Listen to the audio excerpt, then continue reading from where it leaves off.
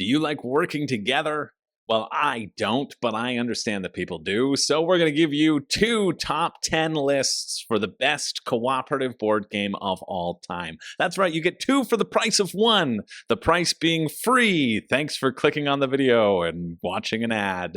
One of these top 10 lists being my own personal top 10 co-op games list. These are games that I love, enjoy, and are better than the other list. The other list being a community aggregate list, which actually is better than my own list, really. So over on the Room and Board Patreon, we've got this one little channel, this side gig, where everybody can contribute a top 10 games. I figured this was valuable information, and it's kind of cool to see an aggregate list of a bunch of people who love board games enough that they're willing to support a board game YouTube channel on it. And hey, if you want to support the Room and Board Patreon, you can. Sign-ups down below. If not, that's okay too. Thanks for being here. Thanks for hitting subscribe and like and all those wonderful things. And if you're new here, try it out. You'll feel really, really good about yourself. But that comes later. It comes later when you realize how much I hate myself and you seem better in comparison. It requires multiple watches is what I'm saying. Anyway, let's get into the list of the top 10 games. We're going to start with the community pick, and we're starting off with a banger. Number 10 on the community pick is The Crew, coming in at, how many points did it get? 27 points. The point values being assigned by where it fell on a number of people's lists and the number of lists that it occurred on. In some of these previous top 10s, we've gone with the formula of the number of points from lists. Obviously, number 1 gets you 10, and number 10 gets you 1 point, and then multiplied by the amount of lists. But we've changed it slightly thanks to the great, amazing work by our Lord and Savior Vault Boy. We opted for a sort of Fibonacci sequence-esque of cascading points. So if a game only appears on 1 list, it would get 1 point. If a game appears on 2 lists, you get 1 point plus 2 points. If a game appears upon 3 lists, you get 1 point plus 2 point plus 3 points. So 6, the, Fibonacci-esque. All the way up from the number of points. So Crew coming in at 27 points. The top valued pick is sitting at 169 to give you a range. Anyway, that's enough about how the list was made. Let's talk about the game. The Crew, if you haven't heard of it, is a trick-taking game that is a co-op game. And the fact that you can turn a trick-taking game into a co-op that works is astounding. This is a game that my parents really love, so I'm happy it made it on the list. It's not on my own personal one, but I think it's very fun. Each person will generally have a goal that they're trying to achieve, and though all of those goals are known, it's like, hey, you over there need to get all the 9s. You need to win all the 9s somehow. But you don't even have any 9s in your hand. How are we going to work together without communicating, without saying, hey, I've got the 9. If you play that, I can play the 9, because then there's no game. How is that communication going to happen? That's the crux of The Crew. If you like trick-taking games, games like Bridge, my parents grew up playing Bridge. They taught me how to play Bridge. We were always sort of a bridge-playing family, and I got The Crew for them, and they have loved it. They've really loved it. They've introduced it to a few of their friends. It was one of the better board games that I purchased for them for their tastes, and that makes me really happy. I like when people enjoy it, and it is a really, really solid game, a game I'd be happy to play with at any time. So that's our community number 10. My personal number 10 is a series of games. There are a few games that are kind of in this series realm as well, and we'll talk about them when we get to them, but my number 10 is the Unlock series. This is the only escape room style game that I have on the list, although I did just try, this I wasn't planning, the Sherlock Files. Not Sherlock Holmes Consulting Detective, because I haven't played those yet, but I think they're good. No, that's not what I want. Yeah, the Sherlock Files. This is a kind of a fun take on the Unlock series. I think pretty unique, and gives a different style to that standard escape room game that has been established, which I think is cool. However, I would probably opt for an Unlock game. I think the Unlock games are really clever, and I like that they're reusable. I like them a lot more than the Exit series. There's also the Escape the Room series. Yeah, the Escape the Room series that I've played and enjoyed. But there's something about the Unlock and how simple the system is and how replayable the system is that just ends up working. You'll have a number of different cards.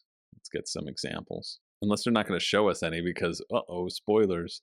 Yeah, you'll have a number of different cards out here as we zoom in that will have numbers or letters on them on the back. See, this is a 52. They would say 52 on the back as well. And certain cards will establish the room that you're in. And you'll see, okay, I have these items. And everybody searches through their deck and they pull out the cards that correspond to it. And in order to get things to work, you have to meld the two things together. So the way that you actually got 52, it was by combining those two numbers, a red and a blue one. And generally when they add up, they go together, they add up, then you get to pull that next number.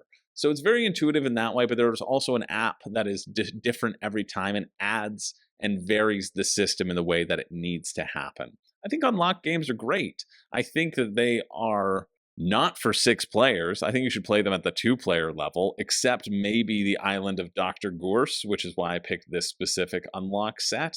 It's not the one in the video right here, but it looks like this one. This is the first unlock one that I played, and I played it at 2 players, and you're separated. You're supposed to be on opposite sides of an island and not be able to talk to each other for the first half of the game. And because of that, if you're playing it only with 2 players, you don't have anybody to talk to. But I still found it was fine.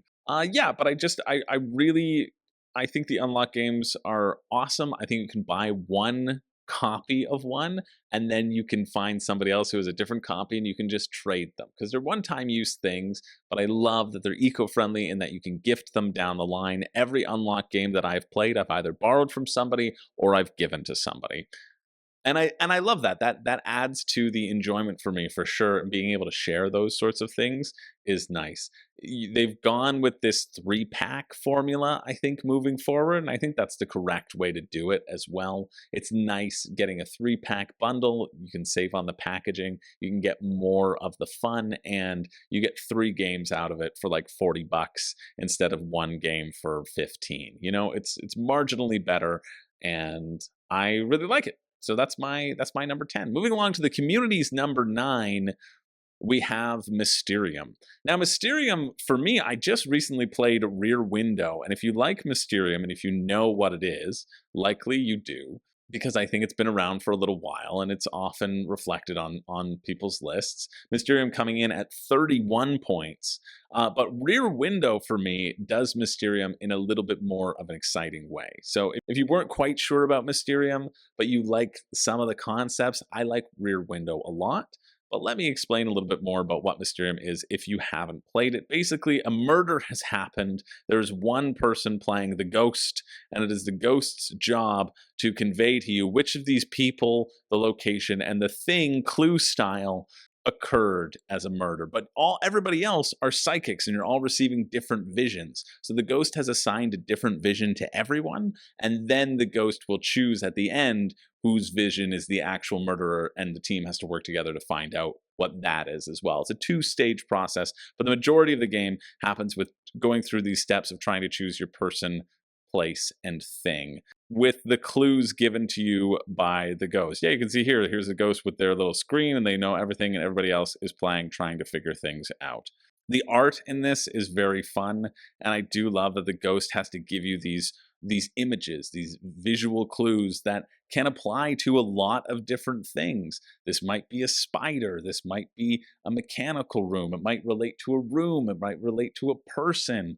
And so having that flexibility, and the ghost only having a certain number of cards in their hand, they have to give them out to someone, and trying to give your best clues while being limited in that way, I think is fun.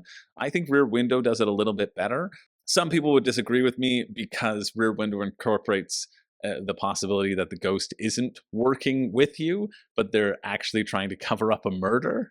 Either in Rear Window, you're trying to figure out what everybody's profession is and who lives in every building, or that one of these is a lie and they're trying to cover up a murder. I just relate to the theme a little bit more with Rear Window, but I still think both are fun.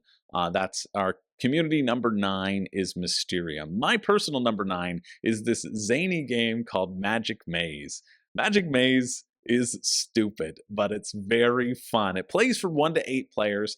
I don't know if you really want to play it at 8 players. I guess if you have everything in store, if you have all the extra tiles in, the base game with 8 players is a little easy, but how this game works is there are four, here's the theme, is there are four different colors of pawn. Ignore this red pawn for a second. There are four different colors of pawn, and they are trying to escape from a maze. They're in a magic mall, and they have to go find their gear, steal their gear all at the same time, and then all escape without the timer running out and security catching them. There's this timer that happens, and you flip it, and you go. And the thing is, everybody doesn't control just one person. It's not like I'm the barbarian, I got to move them around the map. No, everybody can control everyone, but only in a certain way. So the person sitting on this side can move people in that direction, can move everyone north. And so they're trying to track when everybody needs to be moved north. The person over here can move everybody south and also explore new rooms. There are new rooms in the mall and you don't know where everything is. So they're the ones who have to flip over the tiles when people are on the edge of a map. Here, this person can go to the east, but also use escalators. And this one person can go to the west, but also can use portals. And so getting that tapping your head and rubbing your stomach feeling is fun. That's why I wouldn't necessarily play it at 8, because then you have two people doing the same action or people waiting around a little bit. And I think 4 is the sweet spot here, 3 to 4, 2 to 4 really. But you all have to do it with this timer, or the only way to flip it is to go on one of these timer spaces, and you have to time that out of when to flip the timer. Because if you go there immediately, then you're screwed because there's more time left than there is that has been spent. So it's a very funny game. This big red pawn is called the do something pawn, and you can put it in front of someone if you need them to do something. If you need them to move somebody north, you can just go, but that's the only communication that you can have. There's that limited communication. You're just tapping it, being like, just do the thing that I want you to do. And then they're taking it and saying, no, you do the thing that I want you to do because you've actually made a mistake. And so I think that part of it is pretty funny. Magic Maze, really great game. I like it a lot. I don't really play it that often. I don't find an opportunity to play it that often. I think that's because of my specific group. But it's one of those games that when I do play, I think it's pretty fun. And I think just going whole hog with people who know it and playing with people who know it and incorporating all of the extra tiles and making them all super big makes it potentially pretty fun as well. It's a game that relies on you playing with incompetent people and relies on you being a little bit incompetent as well. But if that's you or your game group, it's a pretty good time. Community number 8 is Arkham Horror, the card game. This is the LCG of Arkham Horror. This one did very well whenever it was in our solo death matches. I know it has a solo mode to it as well, but you can play this with 2 players if you have a base set. And then if you get more sets, you can play it with up to 4 players. I'm a bit surprised that it ended up on the co-op list, but it did. And I've realized I'm looking at the wrong point system, but it doesn't matter. Arkham Horror trading card game has 33 points right now, according to the actual system. The crew was sitting at 27, and Mysterium was at 31. Sorry, I got distracted by the numbers. It's possible this should have been number 7, but we're going to leave it at number 8 because, well, I like number 7. It's the I'm making this video bump that I'm giving it. Yeah, Arkham Horror, the card game. I am surprised, though, that it did make it onto the co-op list just because I know how strong the solo is. Just like Kylo Ren, the solo is strong with this one. But I think because there is this campaign element to it that you want to continue to play through. Each one of the expansions gives you another little box, a little campaign that you can work through, plus more cards that you can mix and match and characters you can add into your deck. And so you have a number of different characters that you can play, a number of different items and stuff that you can build your deck with, and try to deal with the challenges as they get turned up as you search for the clues in Arkham. That's a cute little storage box. The mechanics behind this should feel pretty similar to a few card-driven games. You're going to have 5 cards in your hand. You're going to play your cards to get resources. You're going to use those resources to activate other cards. Events are one-time things. Items can go in front of you and can be reusable. But you also have these locations that you can send your investigators out to explore, which will flip over. There might be disgusting things in there. There might be clues that'll help you solve the game. I admit, I still haven't played Arkham Horror, but it is one that I think I would enjoy. I think the card play feels familiar and fun, I just stay away from LCGs. I know that I have an addictive personality, and I don't really like LCGs. I don't really like CCGs, or worse, the collectible card game aspect where things change. At least with living card games, they just set themselves out as like, hey, we're going to have a bajillion expansions and never stop. So if you like that sort of thing, great. You have a ton of expansions to explore. And if you don't, well, and you have an addictive collector's mentality, well, then good luck. Here's your new addiction. But it falls as our number 8 on the collective top 10. Now, moving along to my personal number 8, we have Dead of Winter. So, Dead of Winter is built as a semi co op game. I kind of rarely play it as a semi co op game anymore because I generally play it at 2 players and you can't play with the semi co op aspect of it. You're trying to survive the zombie apocalypse for an indeterminate amount of rounds, trying to do something out of the 12 or so scenarios that give you a baseline. I really like this game. It's a fun efficiency puzzle. I was playing on hard mode for the longest time. Every character you have gives you a dice, and these are basically your actions. The more characters you have, the more mouths that you're generally going to have to feed. And finding food is difficult, so you don't want to have too many characters. But yeah, of course you do. You want more actions. You want everybody else to not have characters, and you want to have more characters so that you can do more fun stuff. Basically. But when I was playing it for the first time, I forgot that everybody also starts with 1 initial dice. So I was like, how do I do anything in this game? Your characters have to basically make up for them living, and then you have 1 extra dice to deal with the zombie horde. It's often you're balancing things on a tightrope. You have to leave locations behind, but it really captures that pulpy sense of the zombie apocalypse. And it has one of my favorite mechanisms in a game that I haven't seen in a long time. It's the crossroads system, this event driven mechanic where the events happen sometimes. The events only happen if a person does something on their turn that relates to the event. So one person is looking at the card and can't really participate in alpha gaming and telling the other person where to go, which also helps, right? It limits that alpha gaming at the table. And then if they move to the hospital, then an event will happen. But if they don't, then it doesn't happen. And there's a huge stack of these things, really fun, choose this or that decisions. But I really like this game. The semi-co-op happens when you have more than 2 players. You can incorporate a traitor. And I'm not a huge fan of the traitor in this game, mainly because I find it difficult enough as it is. Like, I've never seen the traitor just not win because it's usually easy to sabotage and make it seem like you're not sabotaging. But I do like that there is that possibility that somebody could be betraying. And I've never seen someone eliminated from a colony. I've never seen it because usually the traitor just blends in, knowing that the best moment to strike is later on in the game and just pursues their own private objective until then, and then just tanks the game at the very last moment, being like, nope, bye. And they can generally do that. Or there's no traitor. So the traitors never really played that much into my enjoyment of this game, but it's just fun. It's fun to go to these different locations. It's fun to draw and hope you draw a weapon. It feels good when you do get that weapon, when you have that sniper rifle that you can just kill a zombie anytime. And even as you grow to know the composition of these decks, a strategy becomes a little bit more determined. You're like, yeah, I'm going to the police station because there are guns there. But you know that there are guns there because it's a police station, and the chances that you're going to find guns at a police station are much higher than at the grocery store, depending upon the state. I really like this game a lot. If you like zombies, if you like the zombie genre, and you want to play a great co-op zombie game, sorry, Zombicide, you're not on my list. This is the zombie co-op game that I would recommend for like a story. If you want hordes of zombies, then like Zombicide, great.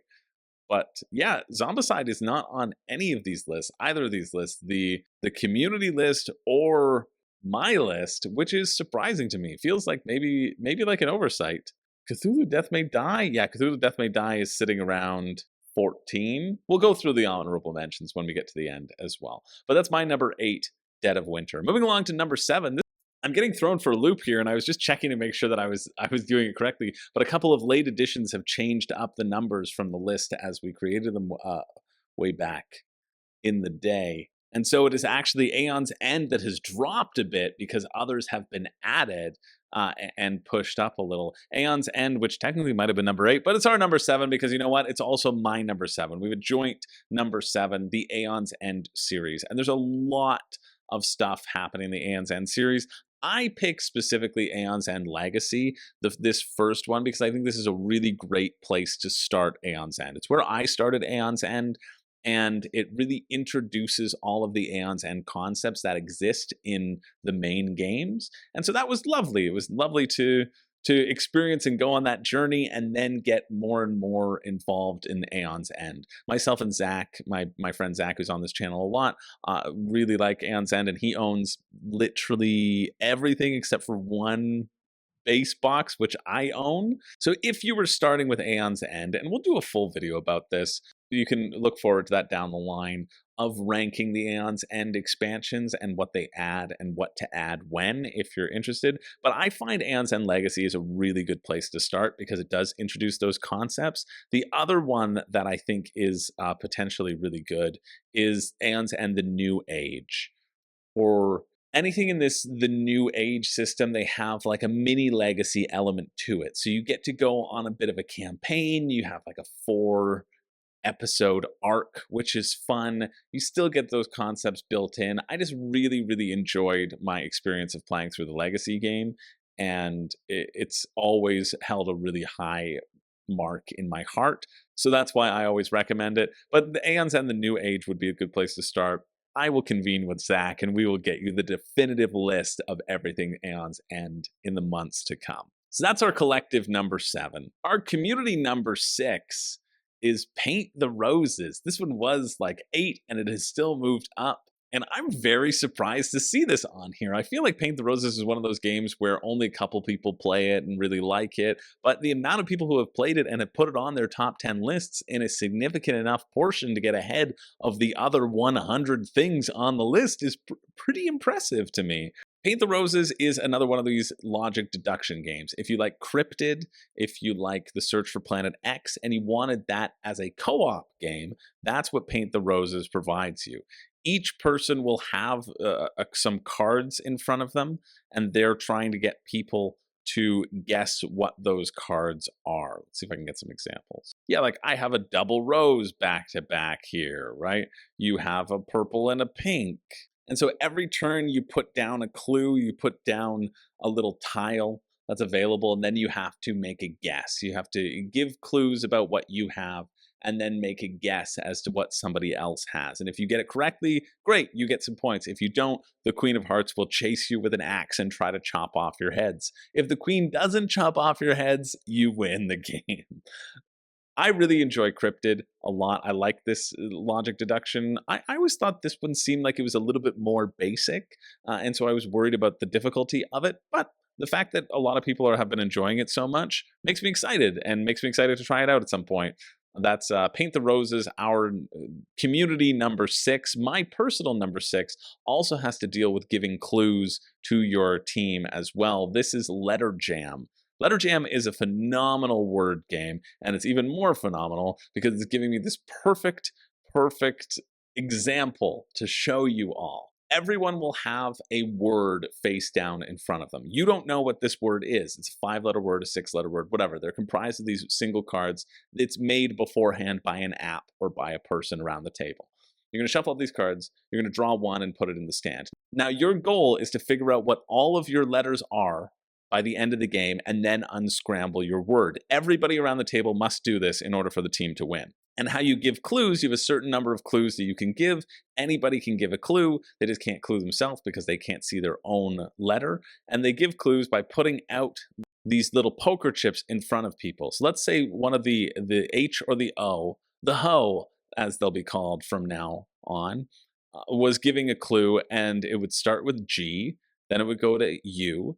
Then the third letter is our letter, which we don't know, but it's there. And then the fourth and the fifth are S's. Then it's back to our letter again, which we don't know. And then it's back to S. So GU something, SS something, S. And so through that, we have to figure out, you got a little thing that you can write it down. We could figure out that our letter is for sure E, because that spells guesses, right? The player who has the G would be looking at it thinking, do S's, two S's, Hughes's, and eventually hopefully gets to G. This is a phenomenal clue because I think most people would be able to figure it out unless Gresses was somehow a word, right? And you give a clue, and once everybody thinks that they have their letter, they can move on to their next letter. And again, you're trying to get all of your letters and figure out what your own words are before the end of the game. It's a fantastic game. Super, yeah. Grab that strawberry. It's a really, really solid game. Very simple, cheap price, easy to pick up. Anyone who likes word games or cooperative word games should put this into their arsenal immediately. So good. It's my number 6 co-op game. It's awesome. The community number 5 is The Loop. Now, The Loop is a cooperative game. I think it made our top 10 deck builders as well. I have to say, I haven't played The Loop yet, but I really need to because of its frequency showing up on all these lists. The Loop is a time-traveling deck-building game where you're jumping around from different time zones in order to improve your deck so that you can more effectively combat the evil Dr. Foe and their nefarious schemes in all of the time zones. I think it sounds awesome. Pandasaurus makes pretty good and like affordable games as well. We're really taking a huge point jump now. So the points for the past ones, now I have the actual points. I was getting thrown because somebody said that I liked Marvel United, and that made Marvel United points go up, and it certainly was not on my list. So I've deleted that. The spreadsheet is recalculated. We're good to go. Even though it still says Marvel United is 25 points, I'm discounting it because clearly something was wrong and it's not getting on the list. But we had The Crew at 21 points, Mysterium at 21 points, Aeon's End at 26, Arkham Horror at 27, Paint the Roses at 28, and The Loop is at 45. So we see this huge jump in points. It was on 9 people's lists. 9 people, an enormous amount of people, like 50% of the people who contributed lists put The Loop on their list. And that is somewhere, right? Somewhere in the ranking. And that's something to absolutely take note of. Universally kind of recognized as an enjoyable game. And yes, universally through our Discord. But that kind of represents a nice subset, right? Similar pandemic feel of putting up fires, aka the clones, but cool objective-based gameplay that has a lot of replayability. But if I'm wanting to play an hour-long co-op, I'll play Pandemic. That's fair. But I might want to play The Loop because I like deck building a little bit more than action points management, right? I think that might be what it comes down to. The Loop, a very, very cool game that is on my list to try. For sure, that's the collective number 5. My personal number 5, which, yeah, I still stand by it because I like Undertow, is Too Many Bones, specifically Too Many Bones Undertow. I think this is better than Too Many Bones Unbreakable, and my playing of Too Many Bones Unbreakable since I made this list versus now might have dwindled it a bit, but I don't think so. I still think Too Many Bones Undertow is a really fun addition to the system, and I like Too Many Bones as the base game. This is by Chip Theory, so you know it's going to be really expensive, and everything's going to be neoprene, and you can play it at the bottom of an ocean. You're going to go through a number of scenarios, a number of different battles that'll get progressively harder and harder as you level up your own gear lock here, leveling up your base stats and giving yourself special one-time abilities that you can use, all in pursuit of defeating the main big bad at the end of the game. If you like rolling dice, if you like a lot of keywords, if you like a lot of baddies with a lot of keywords that you gotta look up all the time, if you're willing to make the investment both in the time and the understanding and the money, then Too Many Bones is a great place to start and a great game to get. I would opt for Undertow if you're just looking for 1 to 2 players. I think it plays best at 2 or 1. I haven't heard from many people that they enjoy it more at 3 and 4, and I just think it would be too long at 3 and 4 too. It's a fairly long game, and so with that, you probably want to play something else. But if you want to play solo or you want to play it just on your own, yeah, it's a really, really fun system. If you just like chucking a bunch of dice, and sometimes it feels fun to just chuck a bunch of dice and punch baddies in the face. I think 2 is the sweet spot. I like having somebody there to bounce ideas off of, but again, really, really solid. Definitely makes my top 10. Moving along to the collective number 4, this was the top of the dungeon crawler list. It is Gloomhaven, Frosthaven, Gloomhaven, Jaws of the Lion. For some of these games that have all of these series, they're going to skew towards things that have a series, right? Some people put both Gloomhaven and Frosthaven in on their list sometimes because they feel like they're different experiences. For me, having only played Gloomhaven, I think they're the same experience. So I'm going to say that loudly and say they're all lumped together. But it makes sense, right? We don't want to see a list of like Gloomhaven and Frosthaven, and then there's a potential where they wouldn't be on the list. A lot of people clump these together, so it makes sense to group them together. This is our collective number 4. As you go throughout a journey, and I think this is just by virtue of it being the longest running, you know?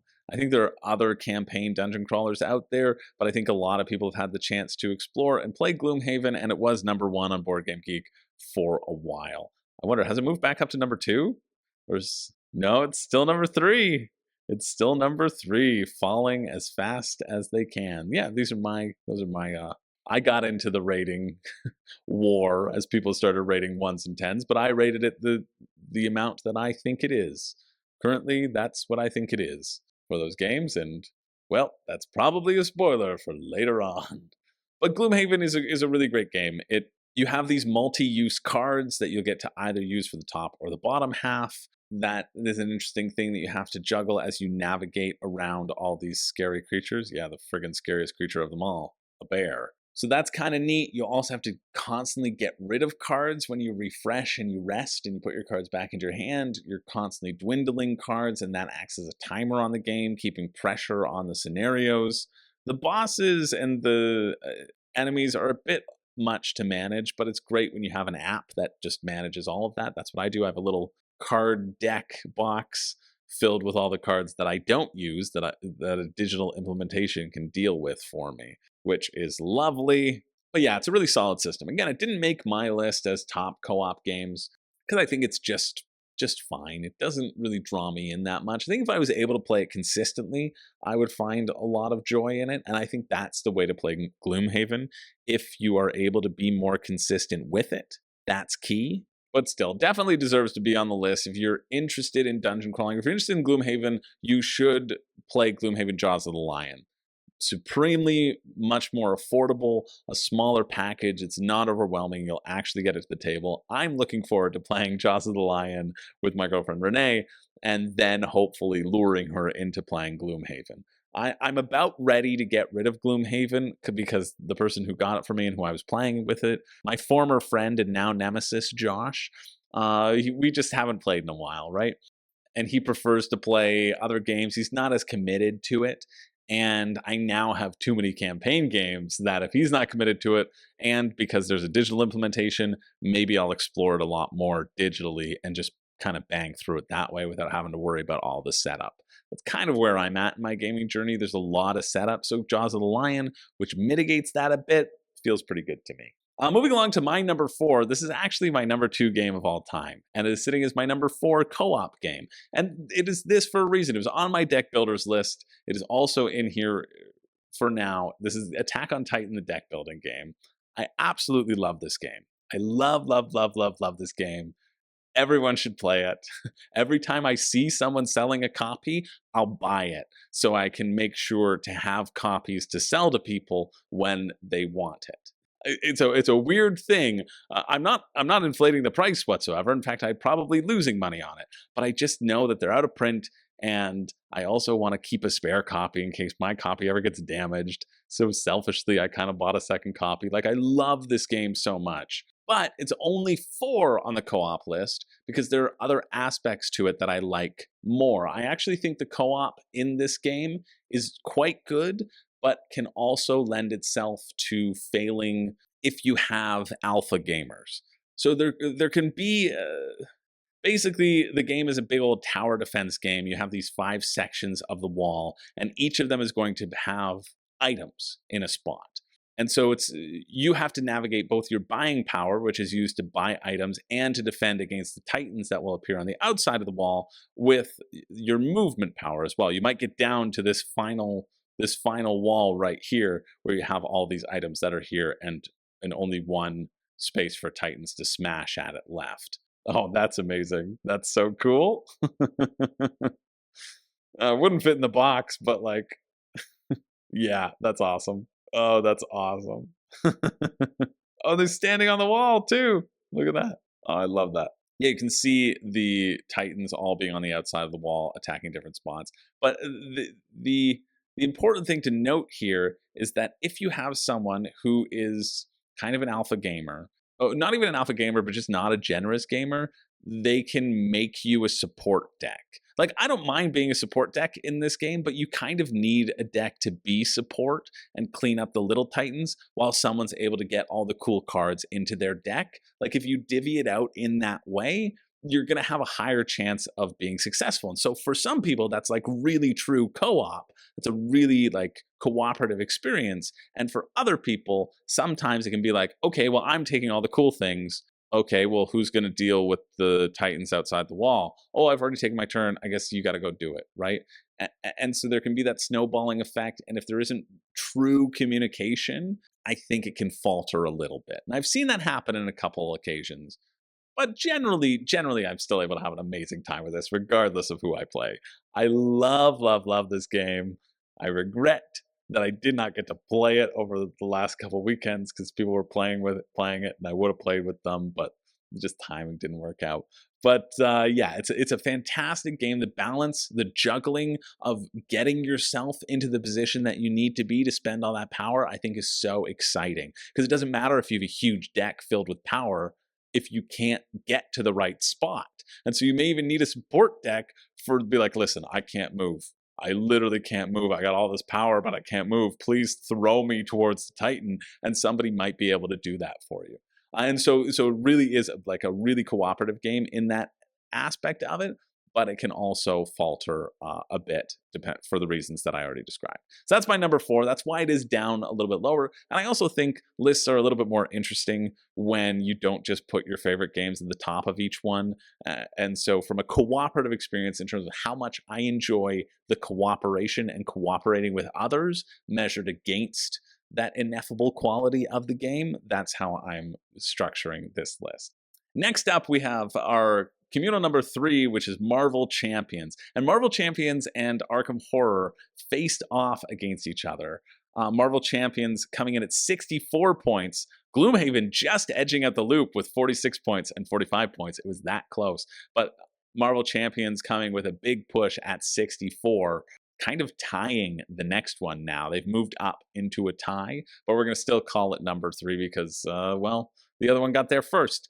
Marvel Champions also faced off against Arkham Horror in like a solo deathmatch battle, and it lost. And that makes sense that people enjoy this one a little bit more cooperatively, and that's why that one lost in the solo bracket. This has also got a great robust solo mode, but people enjoy this a little bit more cooperatively. Very similar to Arkham Horror, you're going to have a hand of cards. There's going to be things that you have to deal with.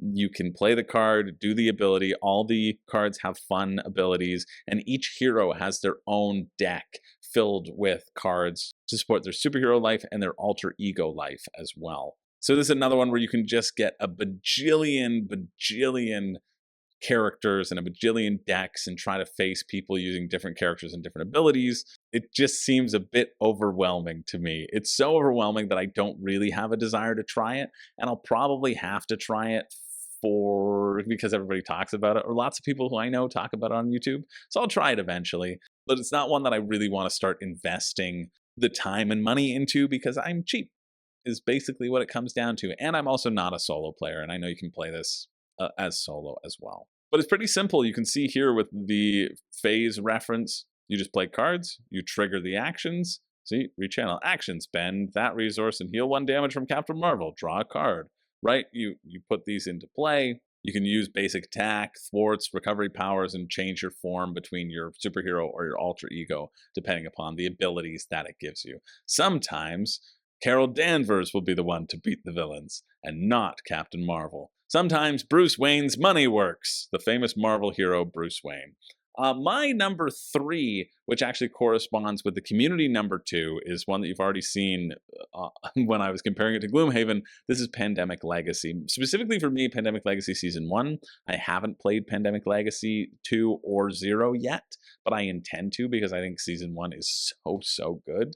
You know what? I'm going to book right now. Right now, I'm going to book in April a game of Pandemic Legacy. We're finally going to make it happen. Me, Matt, Dave, and Ryan. That's who my team is. We're playing it, and we're going to solve it and finish it once and for all. Oof, we can just see the image of that card being ripped in the background that none of us except for Dave had the stones to do.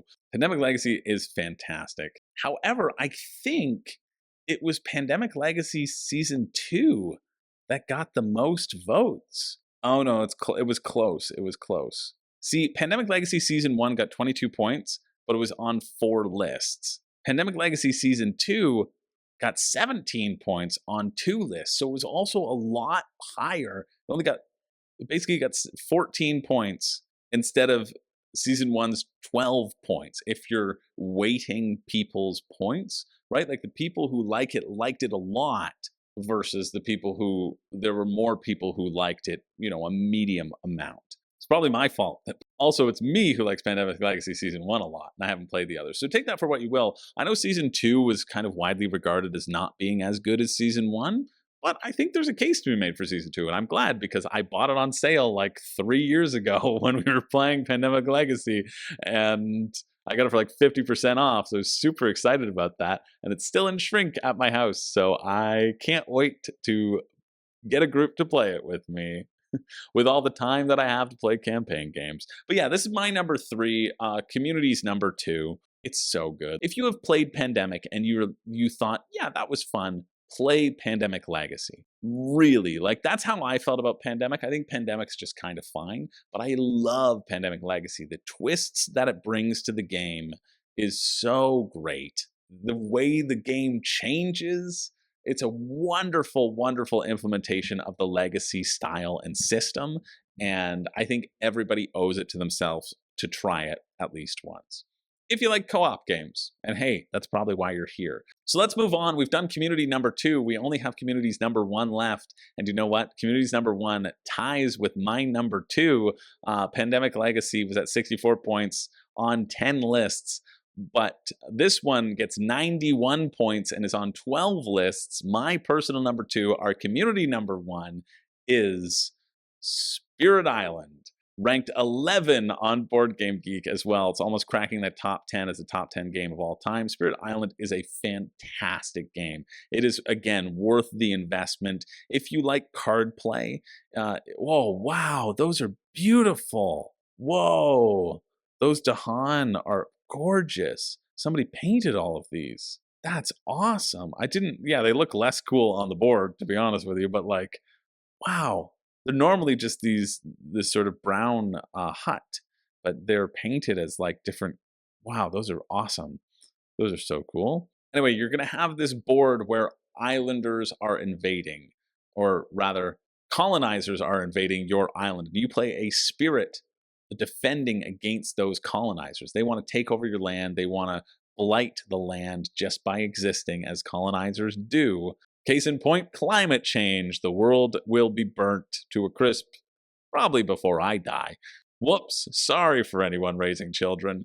Oh, that one came out of nowhere. But your goal is to fight off these invaders before they take over the land. You have a certain number of invaders that you have to take out, a certain number of fear cards that you have to get, a time clock that you have to make your way through. But what is the main draw of this game is that each one of these spirits, we can see a spread of rampant green, and then shadows flicker like flame. Each one of these spirits has a wildly different starting deck, and also has different elements that they want to get. I mean, the greenery, they want earth elements in their cards, right? Every turn as well, you choose one of these top actions. So here, it's like refresh your cards and gain a card, and you gain that from the top of the deck, or spread out your presence on the land.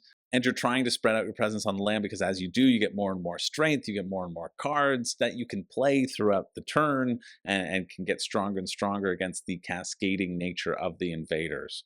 It's really great. Again, it was one that was super high on the solo game. These sort of co-op and solo death matches kind of go hand in hand because people like them. Because anything that plays well at co-op can generally play well at solo. And here it would be really hard to multi-hand, but you just have a smaller board and you just have one spirit that you're dealing with things. I really like the ocean spirit. So you start on the oceans. This board is set up a bit incorrectly. It should be flipped the other way, but that's okay. I guess you can set it up how you want, but the ocean should be on opposite sides.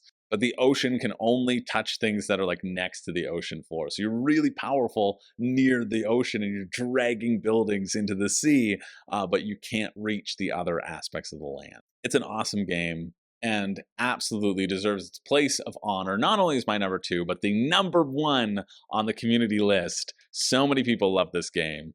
And if you haven't played it, you should make this a target to try. I don't have it with me. I'm on contract right now. And I would have liked to bring it with me, but you know, like I probably wouldn't have, because I got to bring things that I need to review and play with cast.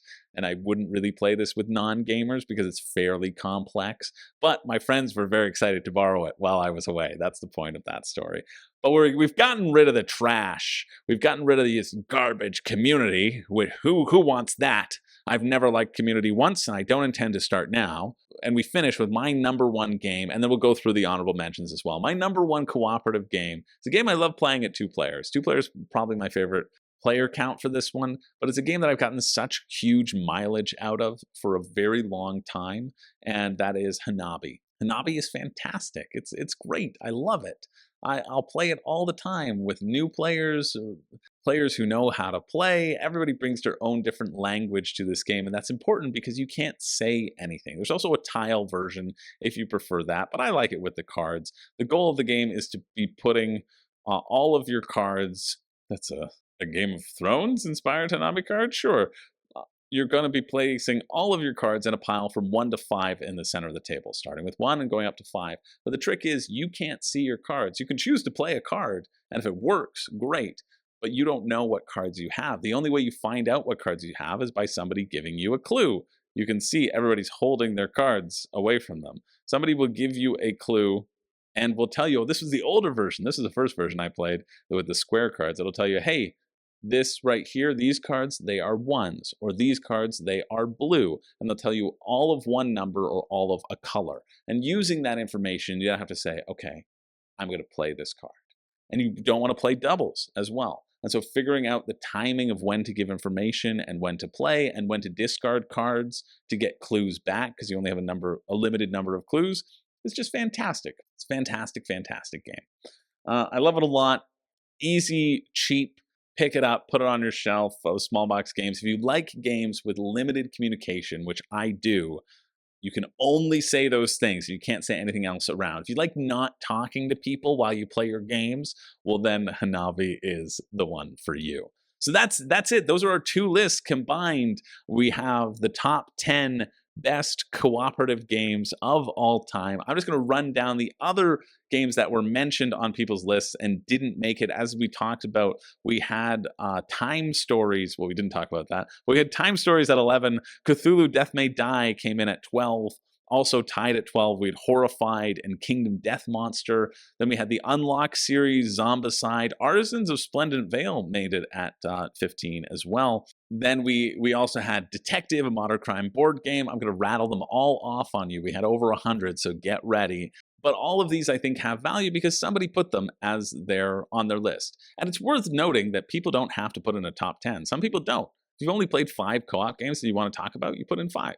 Easy. And I think that freedom of choice of making these lists, it makes it so that only if you have something that you want to like shout out and recommend, you're going to do it. You're not just going to say, yeah, I don't like this game. It's my number 10, right? None of that happens. So all of these are sort of vouched for by someone, which I think is kind of cool. So Detective, a modern crime board game. ISS Vanguard, just one. Arkham Horror, like Arkham Horror 2nd Edition. Burgle Bros, the So Clover, Vagrant Song, Flip Ships, Ghost Stories. That's one of Renee's favorites. Codenames Duet, now boarding. Rear Window. Nice. Legendary Marvel. Was it Dirk who put Rear Window in? I wonder. Had to have been. Rear Window? Yeah, it was. Nice. Yeah, I played it with Dirk. That's how I know. Legendary Marvel, Illiterati, Project Elite, Dungeons and Dragons, Power Rangers, Heroes of the Grid, Sentinels of the Multiverse, Uprising, Mechs vs. Minions, Harry Potter Hogwarts Battle, Etherfields, Marvel Battle World, Roll Camera, Voidfall, Eldritch Horror, Deep Rock Galactic, Kinfire Chronicles, Mind Management, Red November, Tiny Epic Defenders, Batman, Shadow of the Bat, Elder Sign, Lord of the Rings co-op card game, Lord of the Rings Journey in Middle-earth, Marvel Zombies, I guess, that's a Zombicide game. Sherlock Holmes Consulting Detective, that's one I want to try. Yokai, more Zombicide.